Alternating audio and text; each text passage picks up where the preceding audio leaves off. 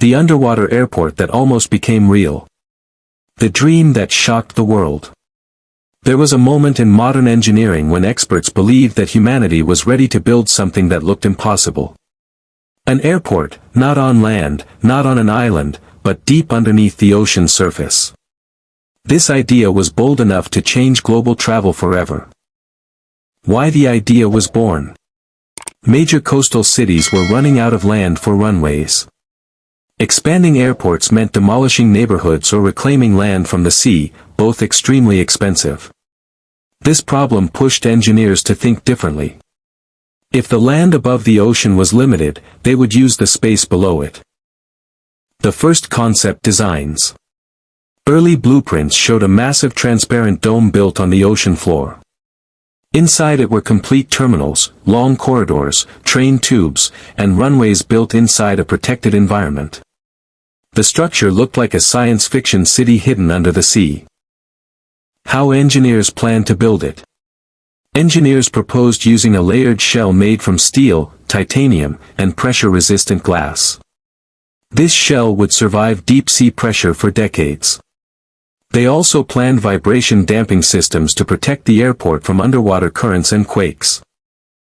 Countries interested in the project. Japan, Norway, and the Netherlands showed serious interest. These nations already had advanced underwater tunnel technology. Investing in a fully underwater airport was a natural next step in their innovation timeline. Early prototypes that actually worked. Small underwater chambers were built for testing. These chambers survived extreme pressure tests. Engineers even simulated aircraft noise inside the chambers to check if the structure could handle vibrations. The results were better than expected. The vision for underwater travel. Passengers would enter the airport through high-speed underwater tubes connected to the city. Imagine sitting in a train traveling underwater while fish swim around you.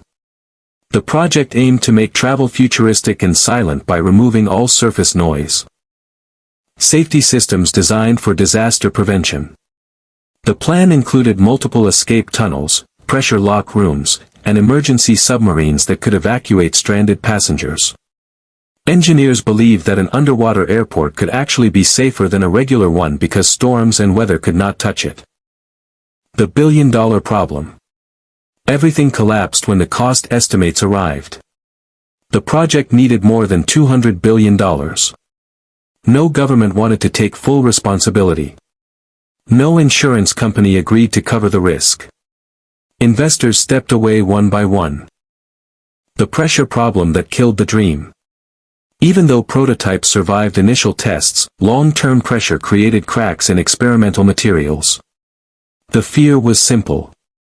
One major crack could flood the airport in minutes. This single risk pushed decision-makers to shut down the project permanently. How close humanity came to building it.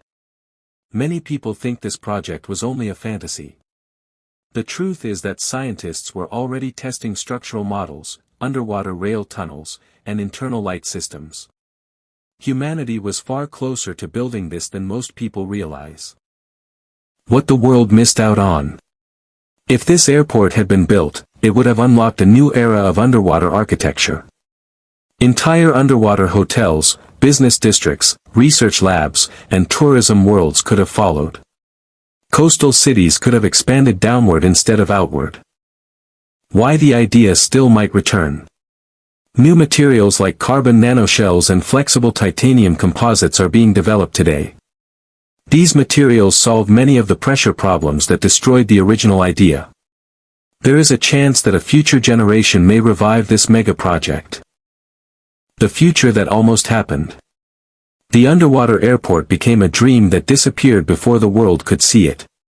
It is one of those lost futures that remind us how close humanity sometimes comes to changing everything. One idea, one decision, one project can reshape the entire world.